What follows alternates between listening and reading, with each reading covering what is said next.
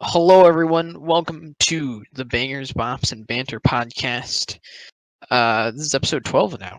It's a lot of them. Wow. Um, yeah. We got a cool podcast this week. We're gonna go through some music and movie news. Quite a bit of it this week. Which I don't. I don't know. It's either whenever there's a lot of news, it's like either a good thing or it's like a really bad thing. So I guess it's a good thing for the podcast, but it means like a lot of the time it's a lot of bad news. I mean, that's just life. It's just bad. Mm-hmm. Yeah. Bad news. Anyway, after that, we're gonna be reviewing Vespertine by Björk, her fourth studio album. Wow. And we're gonna talk about Moulin Rouge, the 2001 Yeah. musical Sort of. thing. It is a musical. It is definitely a musical. Okay. It's a very interesting movie. We'll get to it. We'll get to It's it. interesting. It's weird. Man, I do kind of want to talk about Moulin Rouge right now, but like, I have to wait. We can hold it. Yeah. All right. I guess I forgot to do the introduction or whatever to ourselves. I'm Joe. This is Brendan. Whoa. Cool. We got that done. Yeah, cool. We got it. We were supposed to have guests this week, but both of them couldn't make it. So nice. It's okay. We're a low effort podcast, if you couldn't tell. So we don't require that kind of commitment, But yeah. So first with music news, Taylor Swift's new album Folklore is the biggest #1 debut of 2020. It sold 846,000 copies, or sold equivalent to that in its first week, which is pretty insane. Yeah. Like nowadays, that's a lot of fucking copies. This beat out Juice WRLD's posthumous album. I think it's also just the biggest like album, no matter what. But yeah, it's pretty impressive. Yeah. I guess admittedly there haven't been that many like giant releases, outside of like, I don't know, I guess The Weeknd. It's a pretty big release. Like The Weeknd, Juice WRLD, Dua Lipa, I guess. Yeah, but I guess there aren't like. I feel like a lot of the like giant stars who you expect to sell like 1 million copies first week haven't like released anything. So yeah, Kanye was going to, and then he didn't. Surprise! He didn't want to lose to Taylor Swift. Yes, of course. Basically. All right, moving on. The Killers are investigating sexual misconduct claims against their touring crew. They say they're taking the allegations against the touring crew members that behaved inappropriately on a 2009 tour extremely seriously, which is very good to see. Good job, Killers. You doing good. Bad that it happened in the first place, but good that they're taking it seriously. Yes. So let's go Killers. You got, they got some jams. Not gonna lie. Yeah. Somebody told me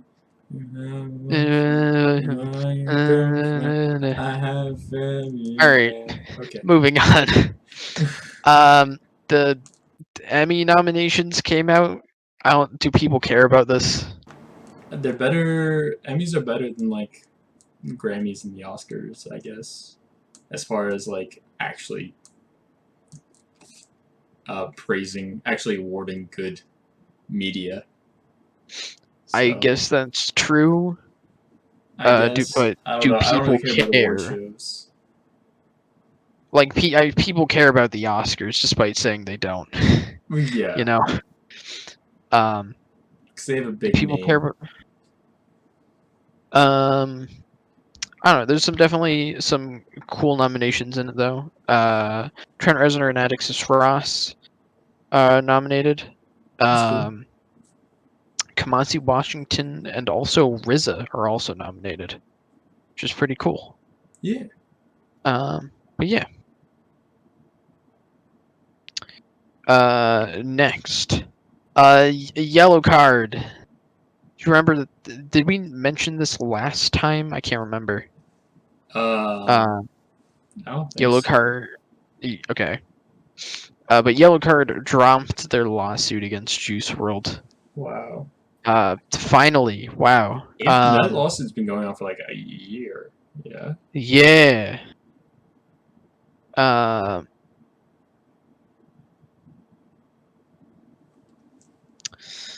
that basically. I mean, I guess yellow card was pretty uncomfortable with pursuing action against Juice WRLD's grieving mother. Yeah. Which I know it's like I'm glad that they dropped it, but you should have just fucking dropped it when he passed, or like shortly after, because like he passed away, and then news came out. It's like they weren't dropping their lawsuit. It's like why just why? Yeah. At that point, I it's I don't not think really it, worth it. I think the lawsuit is complete bullshit in the first place. Mm-hmm. Like the similarities are literally just it uses the same melody, and that's where the similarities end. Yeah. And the melody's only on like the chorus, so it's like it's bullshit. But I'm glad it's dropped. All right. Next, Iranian metal band Arsemaze. I think that's their name. They face 15 years in prison for playing quote unquote satanic music. Wow. Thank That's you, unfortunate. Iran. Great. This is wow. Real good. Um, this is I should mention this has happened before to other metal bands in Iran. I believe the last time it happened, the members of that band fled to Norway to seek asylum. Which Norway accepted. Good job, Norway. Norway's got a pretty. Scandinavia's just got a pretty good metal scene. So Yeah, they do. sick. But yeah. Next, in some fairly lighthearted news, sort of lighthearted news, I don't know why you put Snoop this here. Dogg. I think it's really funny. Okay. Snoop Dogg says that Eminem is not one of his top 10 rappers of all time. Wow. I But can't imagine. also, Snoop argues that M doesn't deserve his credibility and attributes his popularity to Dr. Dre. Pretty, I will say, pretty big things to hurl at him. I mean, okay, having Eminem not be top 10, totally agree with that. Attributing all his popularity to Dr. Dre, disagree. Yeah. Certainly some of his popularity, though. Dre It's helped. definitely. I will say some of the things he did say in this. I don't know. I don't agree with. I guess he said like white rappers had zero respect in rap, which I mean, there's like the Beastie I think. Boys. But other than that, yeah, kind of. I mean it does depend on like the rap scene, because like in indie rap or stuff, white rappers Yes. are a lot more accepted. Although it's more of like an alternate style compared Mm-hmm. to mainstream rap. Although I will agree that there are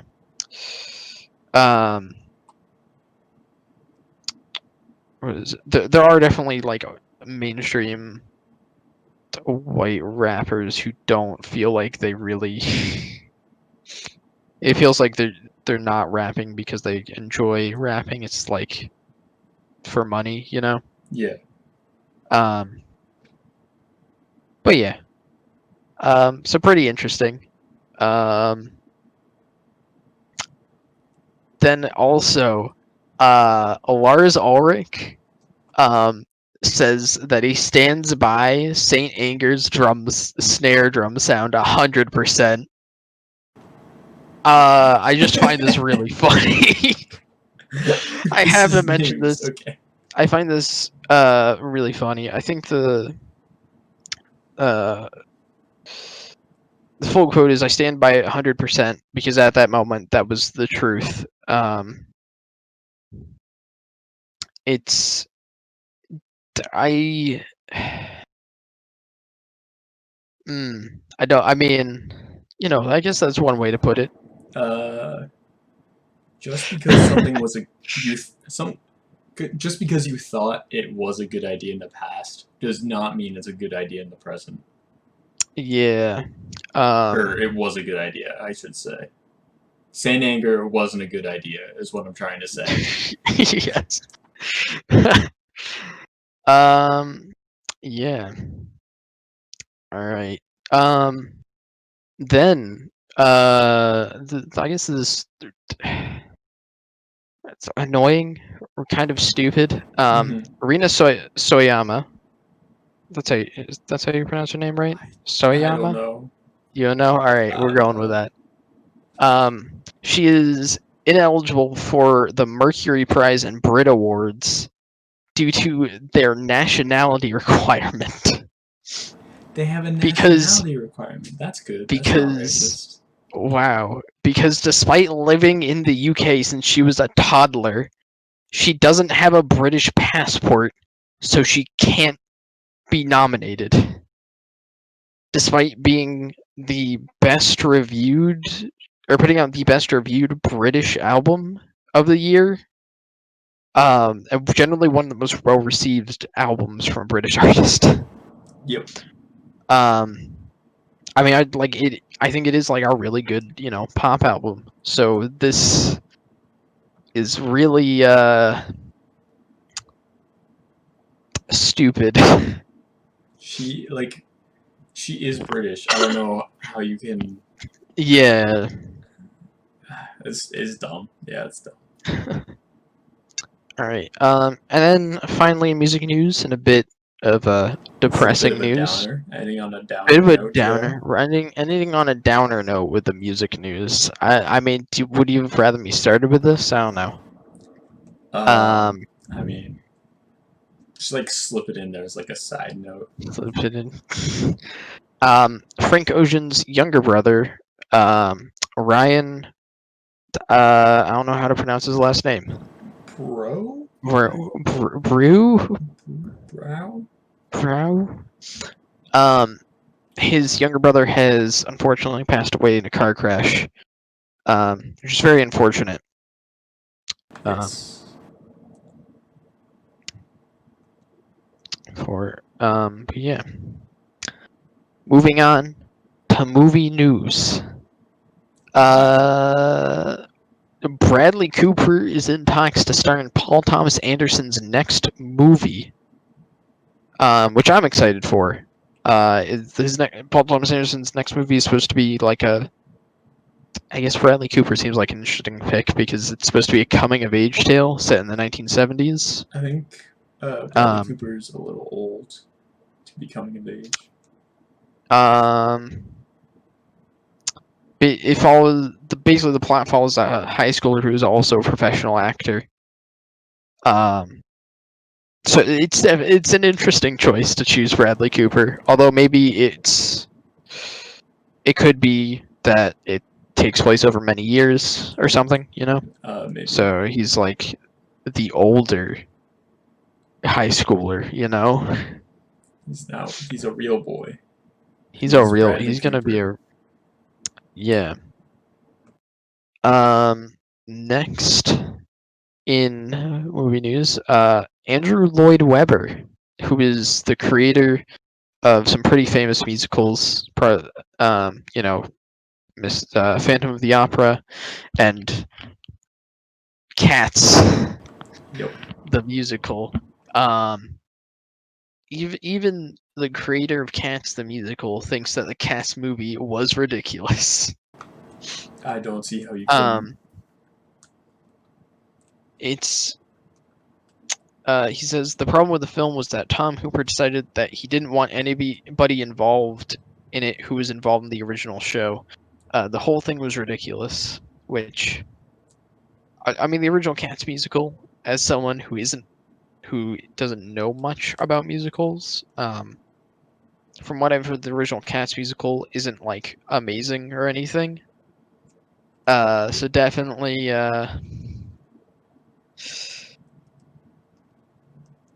so like it seems like a lot of the people who are involved, or at least Tom Hooper, didn't really understand the appeal of Yeah. Cats, which it's not the realism at all. No, it's in fact the unrealism of Cats is the appeal. Yeah.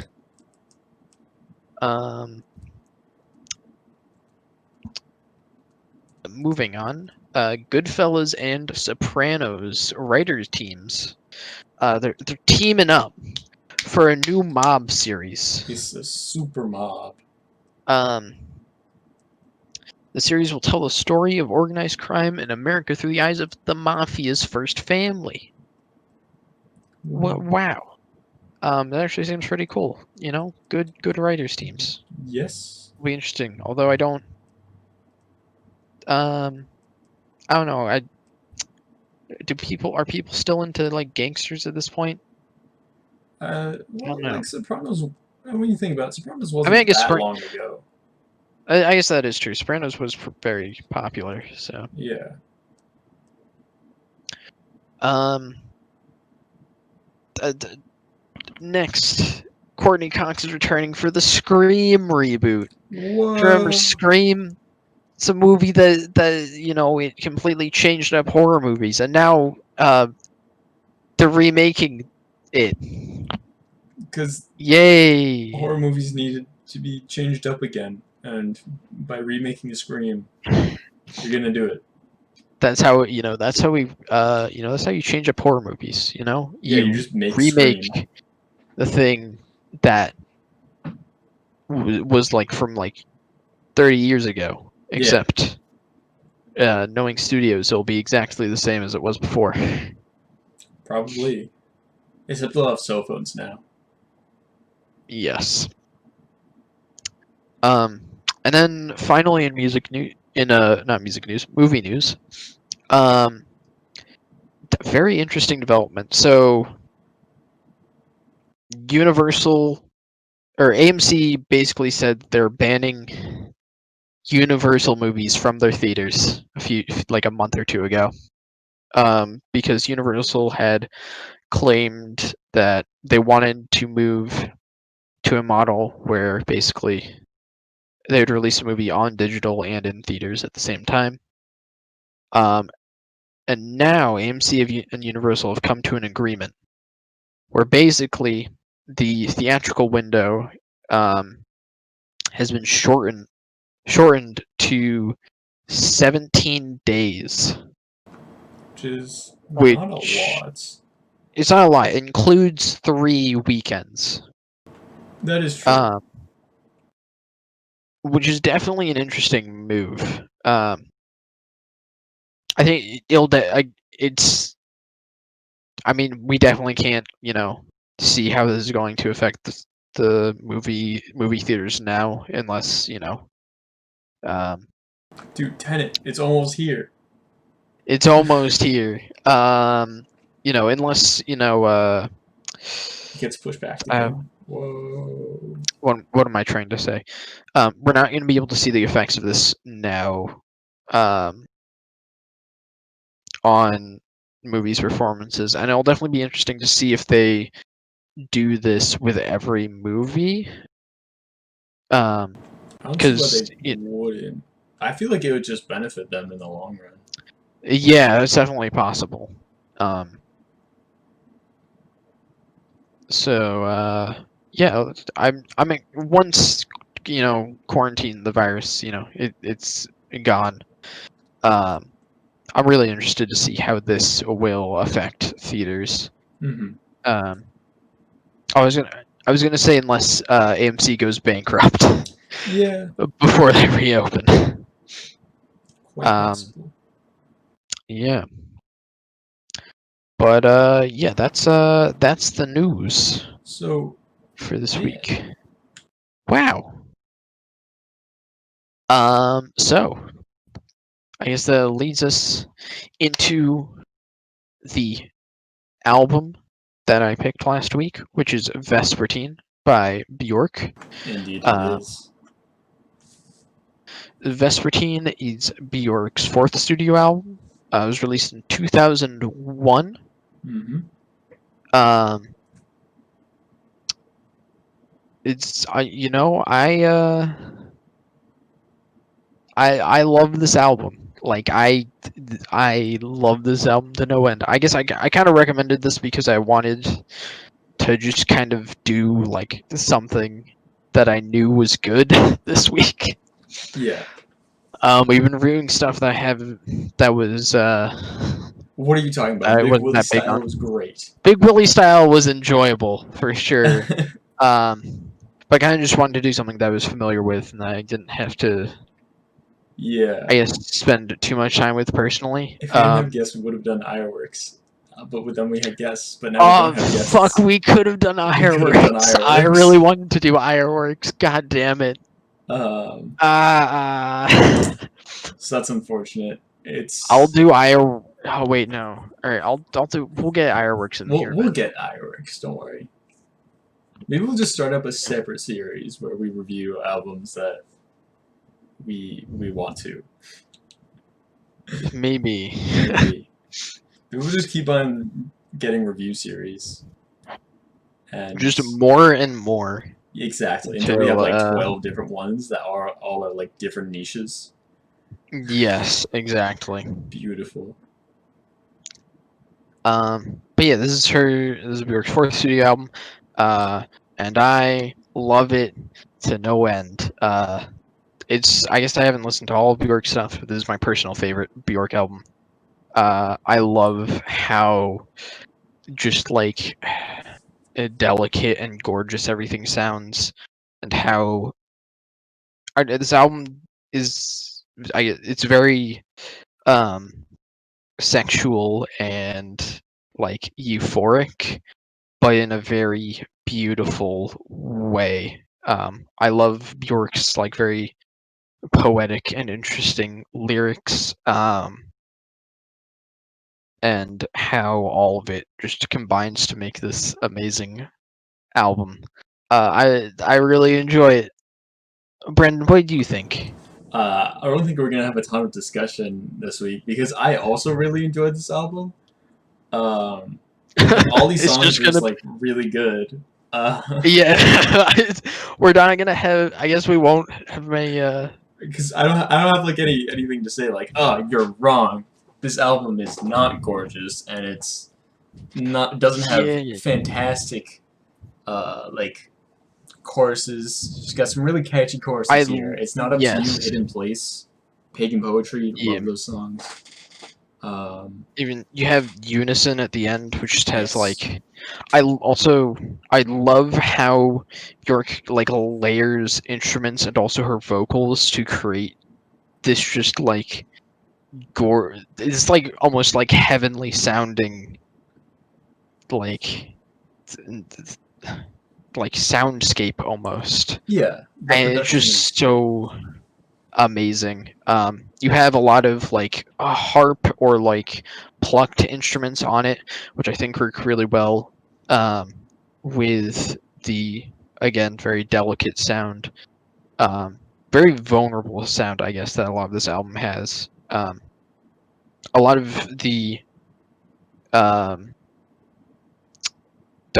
inspiration for this album came from a relationship that Bjork uh, had just started at the time, I believe, um, with I don't remember who she was like dating at the time. Just call him Hot Guy. Hot Guy. Yes. It's also, I guess it's also very interesting within Björk's discography because this album is very much about this like euphoria she feels within this relationship and how amazing it is for her, and that is very interestingly contrasted with Volnicura, which is about that relationship ending. And That's just later. That's 14 how years later, depressing. Shh, spoilers. Oh fuck! I spoiled it. Oh man, I'm sorry. No, go on. But yeah, I love. It also feels very dreamlike, this album, with a lot of the production. Um, what song is it? I think an echo. Yeah, an echo especially. I think it has kind of this like warped instrumentation throughout.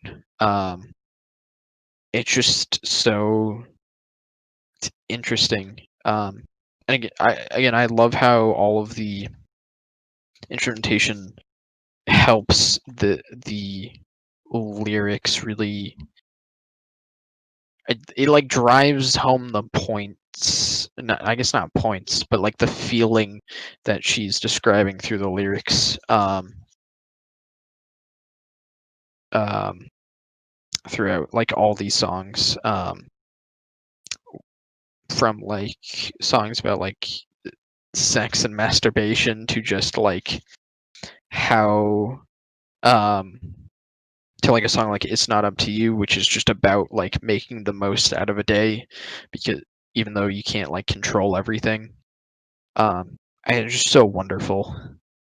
um It's Not Up to You especially is like easily like it's one of my favorite songs ever.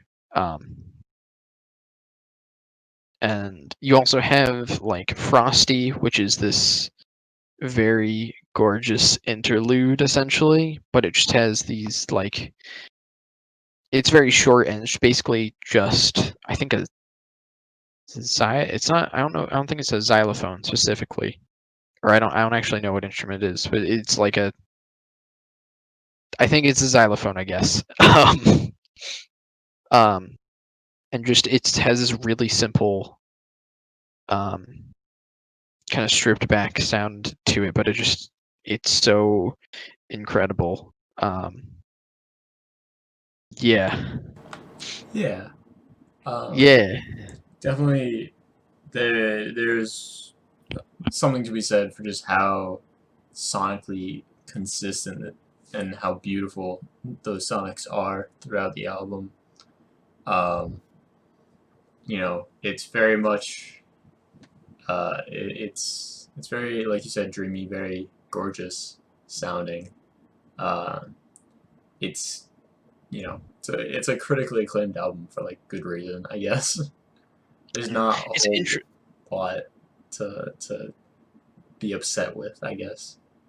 it's actually interesting because this album wasn't as well. It was like well received, but not nearly as well received as some of her previous work. I know, Um, but like which over is time, I know this has been. yeah, over time, I definitely think people have kind of warmed up a lot to this album. Yeah. Um, but yeah, Like, dude. I feel like any problems I have with this album are like nitpicks, really. Mm. They're just like, this song, like, probably, I It's guess just Karma Oil like is like my least favorite song, but even then, like, I still enjoy this song. It's just like, in my opinion, it's not as good not as the other quite. songs. Yeah, I can definitely see that. I don't know, like I don't know what else to say. I absolutely adore this album. Yeah. Are we just getting to conclusion right now? Because I don't like, know. I don't like. This do you not album's really great. have I don't any? know what else to say. Yeah. um, I don't know. There's like some really interesting lyricism on a lot. You have "Sun in My Mouth." Is that the wait? No, it's not. Which song? Uh, is it Heirloom? One sec, I gotta look up the lyrics again. I don't know what you're trying to talk about. But There's the song where she talks about yeah, the reoccurring dream on Heirloom, where she's talking about swallowing little glowing lights, which is essentially like this weird, I guess parallel. She's not parallel, but like almost like it's I wouldn't. It's not like a metaphor, but if you, it's like basically about like singing, I guess, and her voice. yeah, And it's just I don't know. It's just so beautiful. Um, yeah, I don't know. I guess I don't really have that much else to say. Like, go listen to this album. It's incredible. it is. Listen to a lot of Björk albums because they are Yeah, incredible. definitely. Just like very consistently Homogenic good. and Post are also incredible. But for me personally, this Vespertine for me takes the cake. Um, are we doing ratings now? Sure, yeah. Sure. All right. I This know is a your 10. score, so It's a 10 out of 10 for me. On like re-listening to this album for this, like I think really made it was already a 10 out of 10 for me before, but like it's like grown on me even more.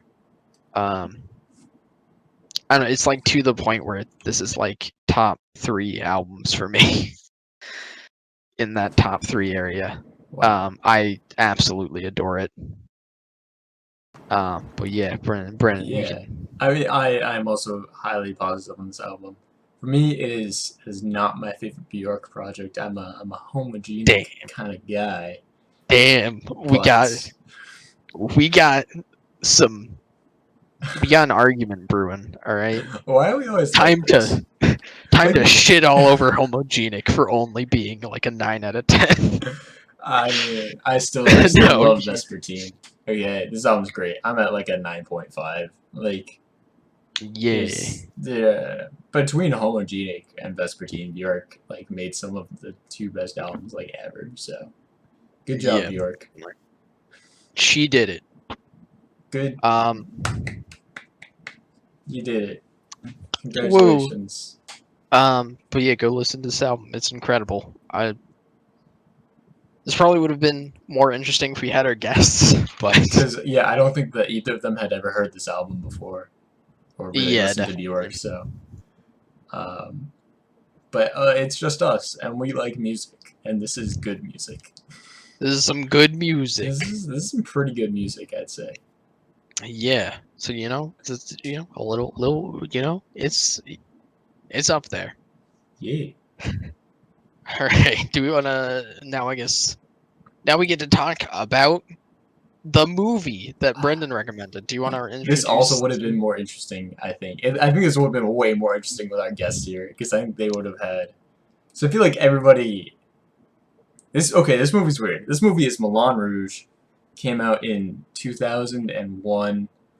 The Uh, director is, help me out, please. I don't have it in front of me. Baz Luhrmann, I think that's his name. Baz, I forget.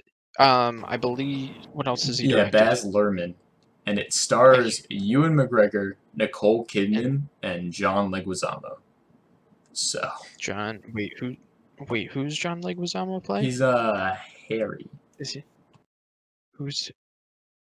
Wait, who's Harry? Oh Uh, wait. Harry. I don't the show. Oh no, he's Toulouse. John Leguizamo is Toulouse. I'm sorry. Jim Broadbent Okay, is Harold. Harold, not Harry. okay. Yeah. Um, this was an interesting. Okay. How do we? I feel like we should give this movie some background. Okay. So So, or do you want me to give a summary of what yeah, I think happens that'd be essentially? good. I don't think the summary So will do it justice, but I think it'd be good. basically, this is It takes place in the early 20th century, or like It's yeah, the 1900s. exact. It's actually the turn of the 20th century. It's like 1900. Okay, They say. okay. Um, Takes place in France at a club called the Moulin Rouge. Yes. Um, and it's basically about a poor old writer man played by Ewan McGregor, um, who falls in love for a he falls in love with Courtesan. what who She's a courtesan, courtesan. Okay, yeah. which is a Um, fancy word for but hooker. But yeah. but basically, he falls in love with her, and she falls for him, but like she has to, satisfy this Duke character's pleasures, who's the villain of the story, because he has Yes. money and he's paying a lot And to as we all like know, rich people are later. evil. Yes. Um, it's it's a musical, and basically the plot is they're putting on a musical, And the and plot of the musical is also the plot of the movie, sort of, yes, basically. but also the story. I don't. There's like the framing device is it's being told a year afterward. Like Ewan McGregor is Yeah, basically Ewan typing a McGregor story. is okay. There's actually like a, it's actually putting on a show of Ewan McGregor telling the story because you have the conductor at the beginning. That part doesn't really matter, but it's just like it's a movie within a movie within a movie, I guess. Sort of, Um, yeah. Sort of, but yeah, Ewan McGregor is writing a book about this story that we assume he's telling the truth that happened to him. I don't know. Ewan McGregor Maybe could be lying to us. he could be lying. Um, that I don't. The framing device doesn't really It matter doesn't at all. add Outside, anything. I guess you could argue that the point of the framing device is that it means that all of the really this like it's like hyperactive pace and style is part of the story. I I guess you could say, guess but I don't think that matters. It feels weird it feels because I very guess weird. it happened. He writes the story a year afterwards, and I guess I assumed you would see like the downfall of the Moulin Rouge, No, you don't. The but movie that's just not what ends happens. with Because it Satine dying. yeah, this movie is weird. I guess I didn't actively dislike this movie. Okay, this movie, 'Cause I don't think it's like the thing for me is like I think it has so many problems, but I didn't dislike it. It wasn't like annoying to me. It was just no. like was a lot of times kind of like a it feels very weird. This Um, movie, it has a lot of it's very ADHD. I want to say it's very hyperactive. Because it has a yes. lot of ideas. It jumps from idea to idea. And Um, none of them are really executed very well. I But will. I'll say some of the musical numbers I think are pretty good. They're inconsistent. There's like the Nirvana one, which is like really weird, it's yeah. and I like there's the like Roxanne Virgin. one. Yeah, Roxanne one's very good. Yeah. And also I think the one once you get later into the story, I think they get better. Okay. Um, I can see that. I do like how at the beginning of the story they're very like in your face. They're very colorful. yeah, And I like the sort of explosive attitude that it has coming out of the gate. Um, yeah. the Um, music isn't good at that point, but I think the musical numbers, at least the show part of it, I like. Yeah, definitely. It's very weird because it goes. You think it's gonna kind of keep the style throughout the entire movie, and while it's still very fast paced, it's not nearly as like you're not. It becomes a lot more typical Yeah. after a while. Once like the main conflict is established. Pretty much.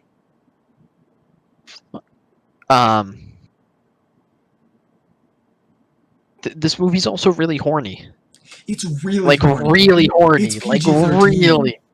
Yeah, I know. I was surprised it was PG-13 because of how like just like super sexualized and weird that part of it is. Nicole Kidman makes so many noises. Yeah. She's just like she's like constantly like moaning or like going or something. It's just like that happens so much. Yeah, I don't. It I think that's probably one of the things that I dislike the most about the movie. Is just like how sexualized it is. Because there's lots of like things that are in there, and they don't have to be in there. I sort of assume they're in there to be jokes, but they're not funny. And they don't yeah, add anything. yeah. And I think you could have taken this movie two ways. You could have made it PG-13 and cut out a lot of the horniness, or you could have made it rated R and had the horniness actually like make sense, I guess. I mean, I don't know. I think it feels fine within the world because again, it's so like I mean, part of it is that it's very hyperactive and showy, so I think that Yeah. works within that context. It just feels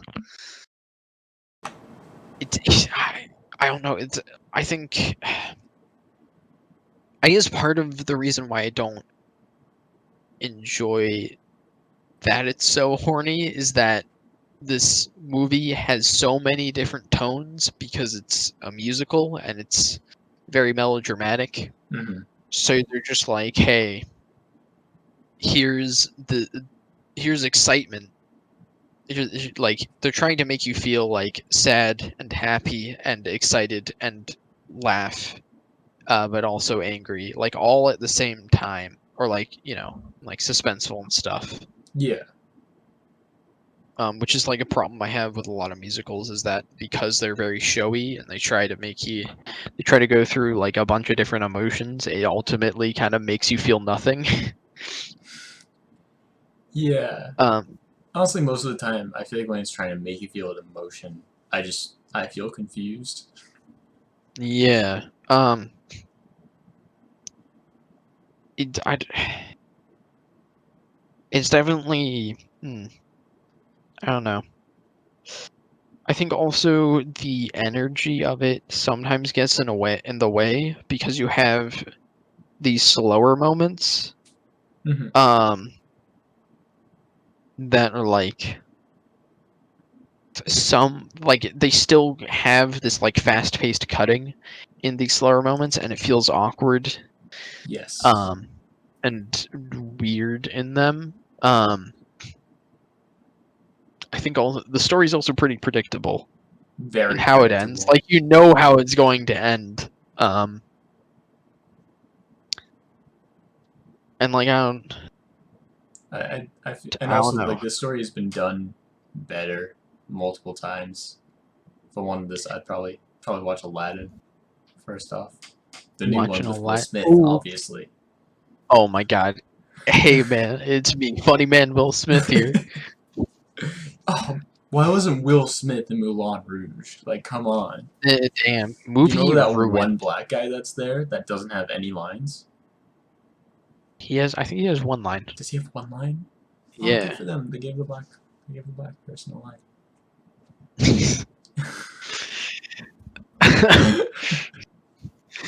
Oof.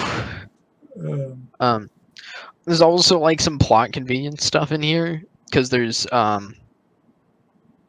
was it there's the guy, the Venezuelan who's a narcoleptic, no, he's an except he only Argentinian. Joe, Argentinian. you even Sorry, watched the fuck. movie? I thought they said he was from Venezuela. He's the That's what I narcoleptic remember. Argentinian, and yes, his Um, narcolepsy is for the plot. it's well, it would be fine if he fell asleep at just like other random moments, but it's just like he falls asleep twice in the beginning and Yep, then never again until the until the very end of the very end. movie when it's most convenient and Yep. it's kind of hilarious. Um,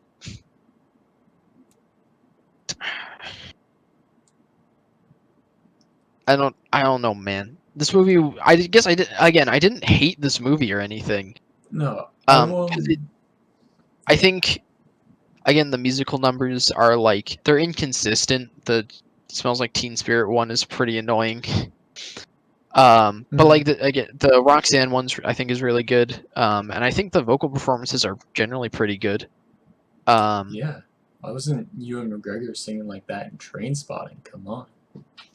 yo, that would it would work perfectly, you know, in the middle of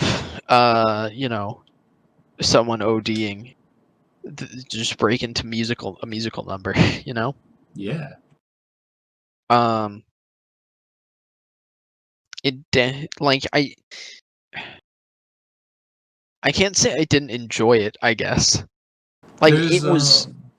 if you're wrapping up, there's one thing I want to point out. A couple things, I guess. So this movie was nominated for quite a few Oscars. It did win two Oscars that I want to talk about: Best Art Direction, Set Direction, eh, and I Best can understand Costume that. Design. And I get.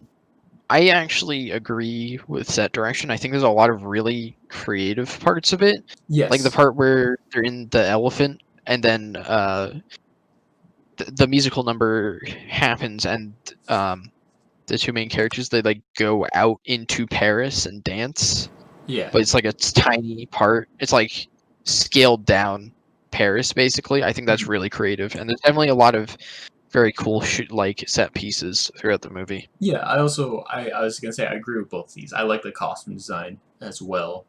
I think Yeah, there are lots definitely. of very colorful costumes that you see throughout the movie, and I think um, definitely the movie's like visual. The visuals are good. I don't like. Yeah. I wouldn't call it the visual style is good because I don't like the editing Mm. throughout the movie. It's a bit too much. I think it's just like This too feels fast paced. yeah, it's like it actually feels kind of similar to House with how fast paced it is, but House has really interesting, weird editing, whereas this is just like ADHD. Like you're Yeah. hyperactive the entire time and can't focus on one thing. No. Yeah. It's yeah. Like Joe said, this isn't a. It's not like a bad movie. It's just not. Yeah, It I fails at being a good movie. it's Is so I think the weird. best way to put it. Yeah, I know it's just very weird. I again very mixed feelings. Yeah. But I enjoyed watching it because it's just so like crazy, you know. Yeah. Um, It's. I'll give it that it's unique. It is a unique movie. yeah, definitely. Um, I honestly, if you like musicals, you've probably already seen it. But if you like musicals and you haven't, I'd say it's worth a watch. Yeah. Um, I'm definitely not really a musical guy, but yeah, I think you know, it works, I guess. It's a better musical than Cats. That's not hard. Cats That's is like literally one of the worst movies of literally, all time. Yes, but it's like literally every musical. what if movie 43 was a musical, Joe? Cats would be worse than it. I don't know. Movie 43 did not make me have a mental breakdown. But if it was a musical, it might Okay, actually, maybe it would have. I don't know, cause like, actually, maybe it would be, cause like, Cats is just like, what the fuck were they thinking? Movie 43 is like, it's what the fuck were they thinking, but it's also like racist and sexist it's it's against like, violently bad. and yeah, Like it's amazing. I'm usually when you have a movie that's like sexist, it's only against. It's typically it's like sexist towards women. Movie 43 is sexist towards everyone. It doesn't matter what you no, are. the movie 43 is literally just it's it's incredibly Anyway, bad. yes. Okay. Um, but Yeah. Moulin Rouge. I think if I had to giving this a rating, I'd say it's like it's like a four, between a 4 and a 5. I'm at a 5 personally. I'm On also at a 5 with this movie. It's it's kind of kind of anticlimactic at the end of the day. It's just Yeah. this movie is very inconsistent. It's all over the place. Um, Yeah. there are some good things. There's even some like really good things that the movie does. There's also There's a some. lot of shortcomings. Yeah, definitely. Um, But yeah, yeah, interesting movie. I can't say I I'm like happy with my pick, but I'm glad I've seen it because I'll probably never watch this movie again. So there's that. Well, all right then. Well, it seems like we're at the end of the episode. Wow. Wow, Um.